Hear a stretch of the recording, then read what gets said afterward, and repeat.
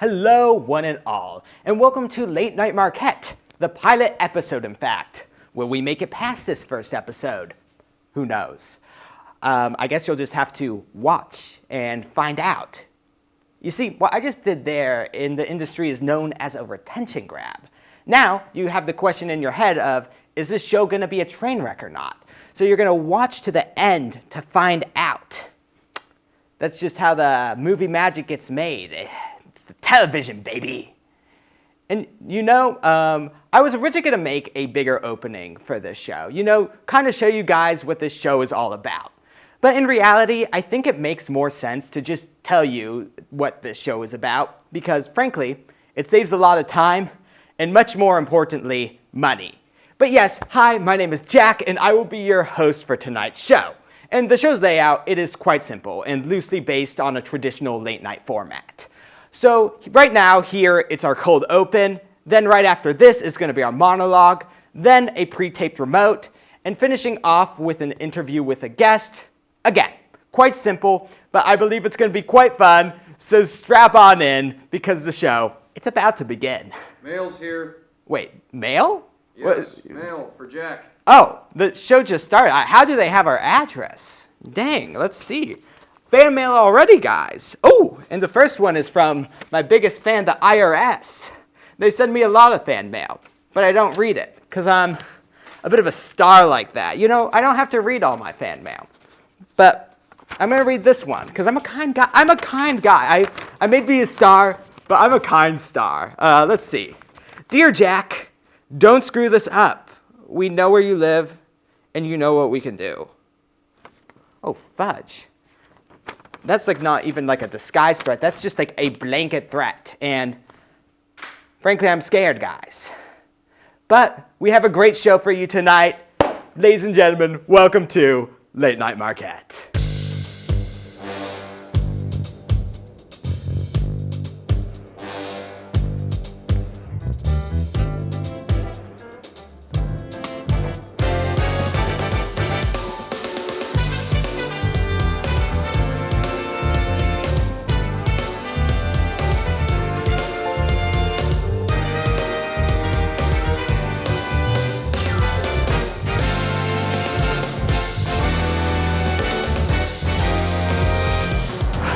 Hello, everyone.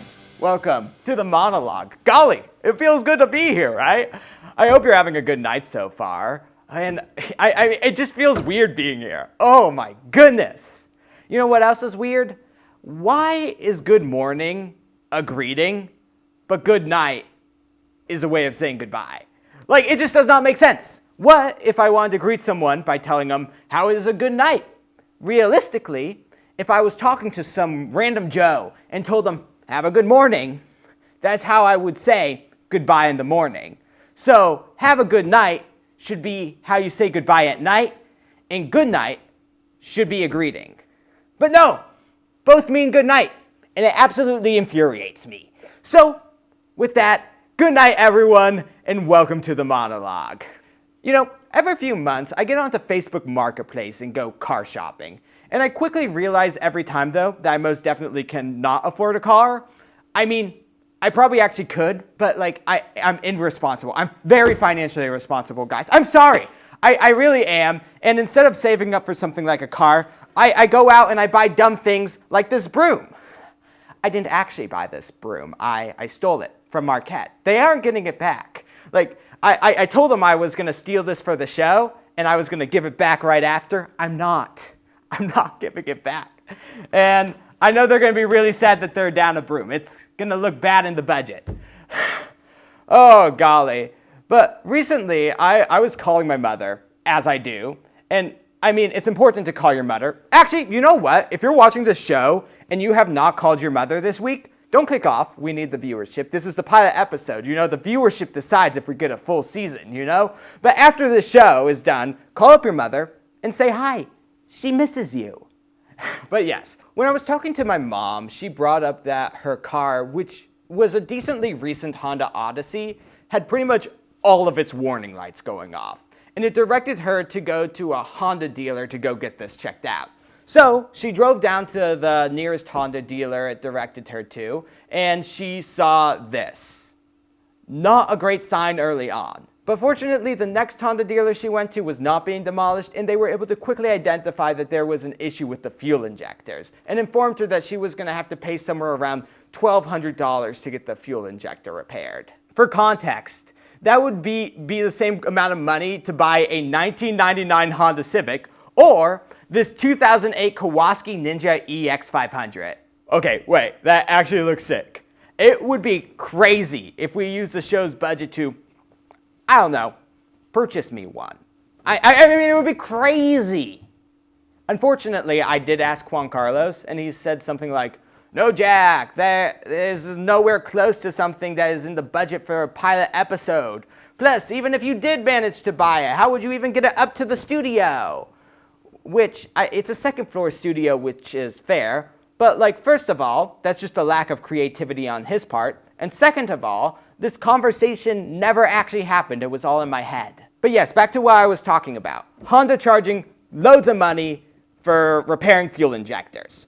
Crazy, I know. Especially when the part only costs $50. Well, a full set of fuel injectors is closer to like $100, but you get my point. Now, this situation was thankfully resolved as the car was still covered under warranty, and additionally, it was a pretty standard car part, so if it was not under warranty, it could have likely been taken to an independent repair shop, which would have likely been able to repair it at a lower cost. But this really got me thinking about how modern cars are really reliant on software. Like, what if one of the cameras on the car broke, and the car wasn't under warranty? Like, you would have likely had to have Honda repair it. You know, looking back, it probably was not the best idea to Photoshop Honda's logo onto Dr. Evil's face. But please don't sue me, Honda. I small legal team. I have a very small legal team. More and more in recent years, I feel we have seen car companies use the fact that cars are controlled by computers to try to get consumers to give them more and more money. Famously, BMW was planning on charging a subscription for the feature of heated seats. You know, the things that were already installed in the car. And well, after consumer backlash, BMW decided to scrap the subscription model. They still locked the already installed heated seats behind a paywall. And additionally, it's still common for companies to charge for extra software features like Drive Assist, or in the case of Tesla, full self-driving, supervised, of course. Which, despite having supervised shoved in at the end, it still feels like slightly deceptive of a name. I mean, I could go on a whole rant about Tesla, but I won't, because this guy can afford much better lawyers than I can. But I will indulge myself just a little bit, because it's time to talk about repairability. Yes, that's right, many car companies with proprietary parts for their cars will only sell these to licensed repair shops. And I get the purpose of having verified repair shops. But what about 20 years from now, when I want to repair my car, but it's not supported anymore by the company that made it? Is it just a big pile of scrap metal? Locking down repairability leads to things not lasting a long time. And again, while companies doing this say it's to enhance security and protect consumers from faulty repair jobs, it frankly just seems like a way of giving them a monopoly over repairing their own cars. Wait. That's actually a good idea. Hear me out, guys. Monopoly, but like, it's car version. And everyone would get their own car piece, so no one would have to fight over who gets the car piece. Everyone gets it. You get a car, and you get a car. Everybody gets a car. And how about instead of going a go to jail space, it's a car breaks down space, and you have to pay an extreme repair cost to whoever owns your car company. Hasbro, hit me up. This could be a real moneymaker. But jokes aside, as time goes on, car companies have more and more control over our cars through software. And then inch by inch, they try to find ways to make more money from the consumer. And it makes you question, when does it go from you owning your car to you paying for the right to use your own car? Support right to repair. That was the message I was trying to send in a very, very long-winded way. But with that, we're out of time for the monologue. We will be right back after a quick break. Welcome back, everyone. You know, when planning this episode, one of the most difficult tasks was locating a guest. As a show with pretty much no credibility whatsoever, it is tough to find someone who wants to talk to me for like 5 to 10 minutes. You know, I'm not that sociable of a guy. But this whole behind-the-scenes process of me getting a guest was actually quite interesting, so we decided to film a bit of it. And I just wanted to show you a bit of, how the sausage gets made here at Late Night Marquette. So, on to that. One day, I was called into Juan Carlos's office for a meeting about the show. Inside, he told me I was going to have to put my interview guest search on hold as there was a ghost haunting Johnson Hall. Luckily for him, I just so happened to have some experience in ghost busting. And so, I went on my quest to go take care of this ghost. Now, I've been in the ghost busting business for multiple years now. And if I know one thing, it's that the ghosts, they like to hide in the basement. So, let's go. Excuse me, ma'am. Have you seen the ghost of Johnson Hall? I have not. Let me know if you see the ghost. I will. Okay, thank you very much. Here for. It's dangerous out here in these days. Dangerous. Very dangerous. Thank you for letting me know. You're welcome. You're welcome. Stay safe out there, citizen. Godspeed. Godspeed. You see, before I went to get my degree at Marquette University, I had a degree in ghost busting. And you see, the industry had dried up a bit. But I get to finally use my degree, get some use out of it. Oh, okay. We're almost there. Be careful, camera person. This may get dangerous. You never know what a ghost is gonna do until they strike. Okay, let's get you in here. Okay, I think I'm hearing a sound coming from the black box. Come here, come here. Hello? Oh my gosh, it's the ghost of Johnson Hall! Oh, after him! Oh, fudge! My inadequate footwear for chasing ghosts! Oh my gosh, what was he looking at? Come here, come here. How to hunt down a late night host. Oh crud, I'm a late night host! He's after me! Okay, come with me. I'm gonna check the lobby. Because ghosts, he's in an agitated state.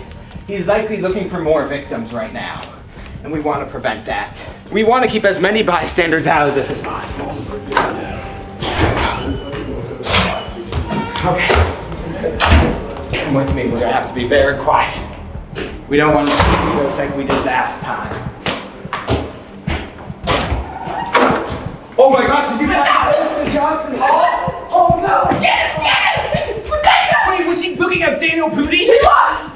That's the only good Marquette graduate! I agree! He's so handsome and hot! He is! What do we do? We're gonna have to chase after him! Okay! Come with me, bystander! Come on, cameraman, catch up! Hold the door for the cameraman. I got it! The doors are heavy! These are heavy doors! They really are! Okay, let's go. I think I know where the ghost may be. You know where the ghost may be? Where Father Marquette is. He's a Marquette ghost. Marquette ghost, go where? Obviously, Father Marquette! Yes, obviously! Okay, This way! Come on, cameraman, let's go! Do we go to the statue? Where do we go? I don't know, we're just gonna look for him! Come on, run! Run, cameraman!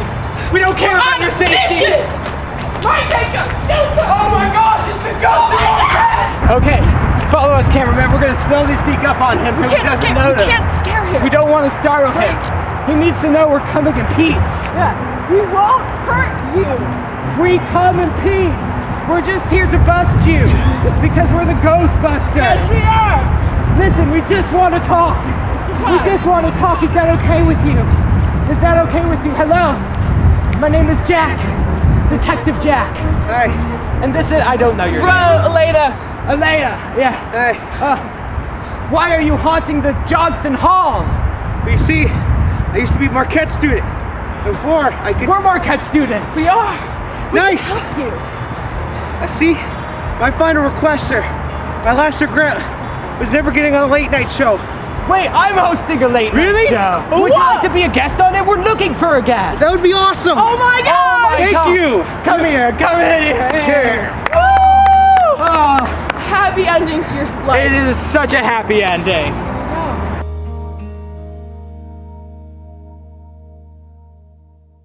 Ladies and gentlemen, the ghost of Johnston Hall. Welcome in. Hello. Welcome to the show. How are you? I'm feeling good, feeling good. Well, it's been a few days since we shot that little remote, and how are you feeling? What have you been up to? Dead. That's fair. That's fair. Frankly, I've been feeling a bit dead on the inside myself. That's fair. yeah. That is very So- fair. You are the first guest on Late Night Marquette. How does that feel? Feels good. I mean, I've always wanted to be a guest, so it feels nice being the first one. Usually, and we're you know, happy to have you here. Yeah, and usually it's like the meat bag. Okay, sorry, living people. Sorry, got to be a little PC.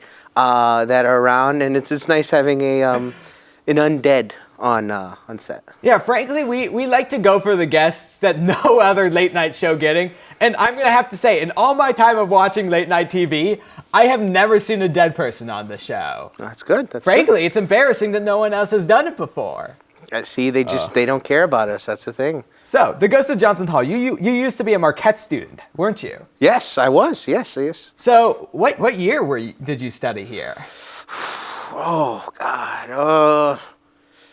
1910, I think. 1910. That's a while ago. Yeah. What were you studying? So we first discovered electricity. That was kind of a cool thing. That was a little secret. Okay, that was pretty hype when that happened. It was. Allegedly. Allegedly. And then Morse code was a big thing. I wanted to be. I think it was 1910. It might have been 20. I don't know. It's been a while. Kind of fades after a while. You know, I'm not living anymore, so my memory's kind of in a fuzz. That makes sense. I'm gonna be honest.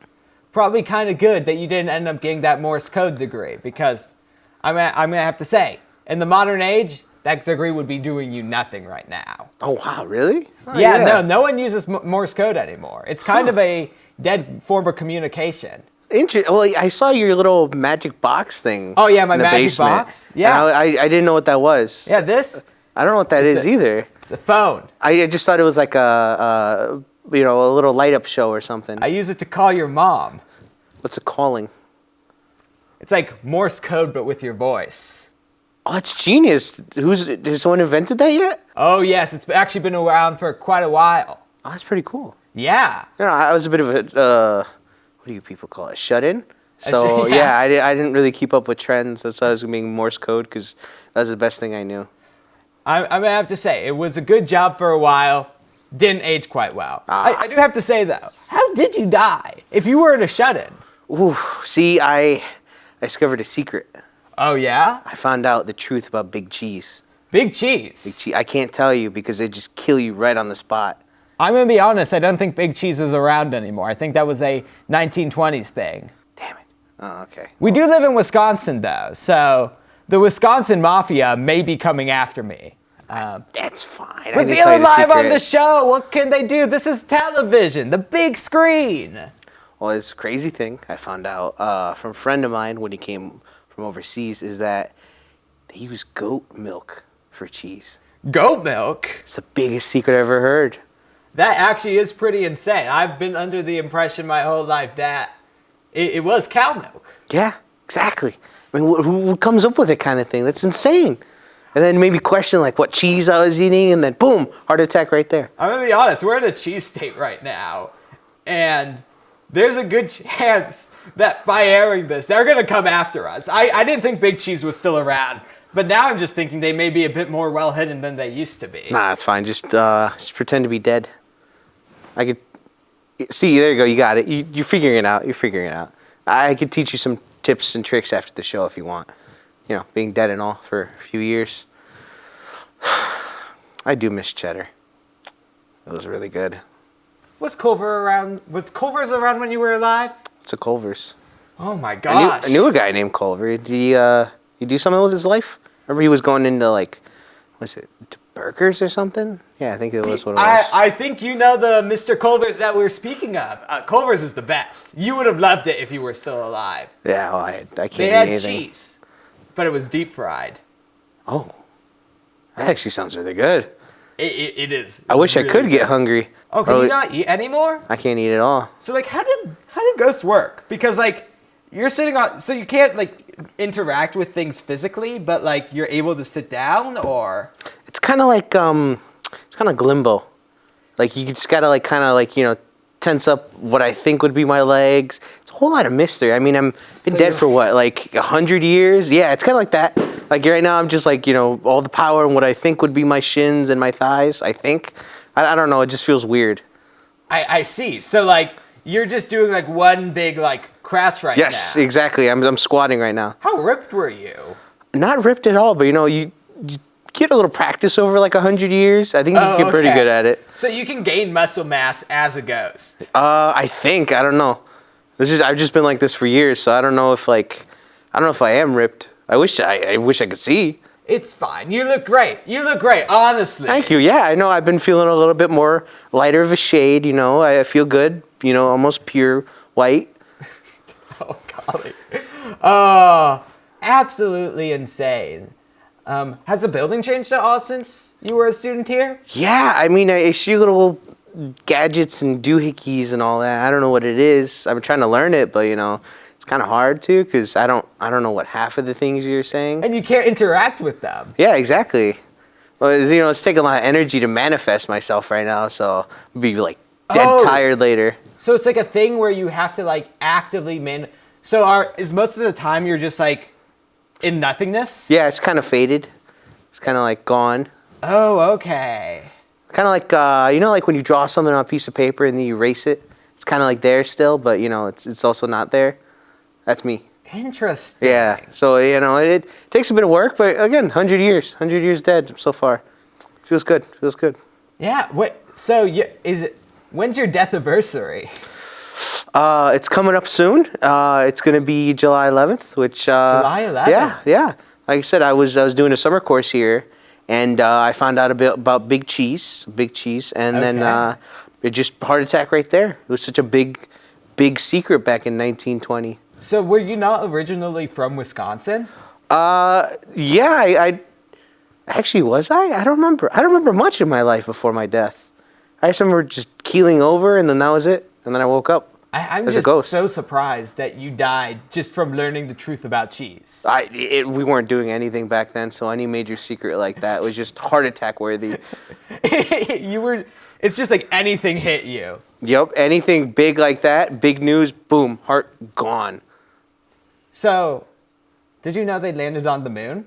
I remember someone mentioning that, like back in, I think, was it 69, maybe 70? Someone was Yeah, talking probably about around that that. And I was like, it's like a funny little movie thing. Would that have killed you?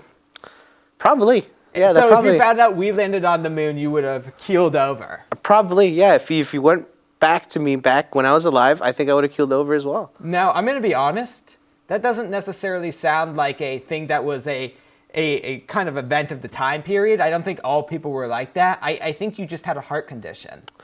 Well, it's Big Cheese. I had a lot of cheese. It just clogged my heart, and that was it.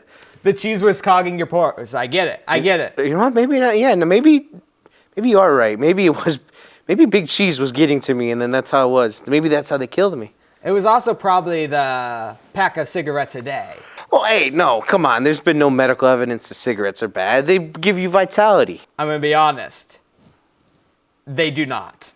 What? No, they kill you. I've been smoking since I was... How long have I been smoking? You were a kid. They gave you the pack of cigarettes. Went, these will calm you down. Yeah, my father gave me a pack of cigarettes when I was, I think, 7 or 8. And then I started since. It was like 1 a day, and then it went to 2 packs and 3. A pack a day keeps the doctor away. Yeah, no, it was great. I mean, my doctor would recommend it. I'd go to a pediatrician? And then he'd give free cigarettes, and it was great. It was really good. I see. You know what? Maybe that is what might have killed me and not Big Cheese. Yeah, I think Thinking it on might that have now. been. Well, Cigarettes bad for you then? they are. I didn't know that. They very much are. It's interesting. Well, thank you very much, Mr. Ghost, for coming to the show. I hope this gives you the, stuff you need, the emotional satisfaction you need to move on into your next stage of death. Yeah, no, this was it's very eventful. I mean, like I said, it took me a lot to be here. It took a lot of energy, a lot of building up, and I'm happy to finally talk to someone. Well, with that, thank you so much for coming on the show, Mr. Ghost. And with that, I guess you can disappear. Oh my gosh, he just faded away. That's insane. Oh my goodness. But with that, this has been our show. It's been an honor being with you here tonight. And you know, it's funny. Even though this is our first ever episode, since it is a pilot, it could very well be our last. And so, just in case it is, I would like to thank everyone who made this show possible. This has genuinely been so much fun to do. And I'm eternally grateful for anybody who is watching this. I really hope you enjoyed. And with that, have a good night.